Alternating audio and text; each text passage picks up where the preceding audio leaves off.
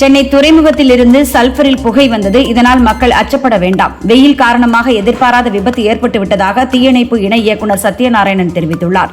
தலைமை செயலகத்திற்கு வெளியே ஏற்பட்ட புகைமூட்டம் குறித்து விளக்கம் அளித்துள்ளார்.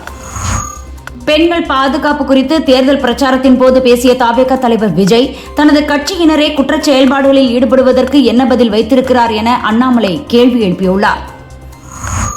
தமிழக எம்ஜிஆர் பல்கலைக்கழக துணைவேந்தர் நாராயணசாமியின் பதவிக்காலம் மே 31ஆம் தேதியுடன் நிறைவடைந்ததை அடுத்து பொறுப்பு துணைவேந்தராக எஸ். புஷ்பகலா நியமிக்கப்பட்டுள்ளார். தலைமை செயலகத்தில் முதல்வர் விஜயை தென்னிந்திய பிராந்தியங்களுக்கான ராணுவ தளபதி லெப்டினன்ட் ஜெனரல் ஸ்ரீஹரி சந்தித்தார். மாற்று அரசியல் புதிய பாதை என்ற வாக்குறுதியுடன் ஆட்சிக்கு வந்த தவேக தற்போது திமுகவின் அதே பாதையில் பயணிக்கிறதா என்ற கேள்வி எழுந்துள்ளது. பெண்களின் பாதுகாப்பான சூழலை உறுதி செய்ய அரசு உரிய ஏற்பாடுகளை மேற்கொள்ள வேண்டும் என அண்ணாமலை வலியுறுத்தியுள்ளார்.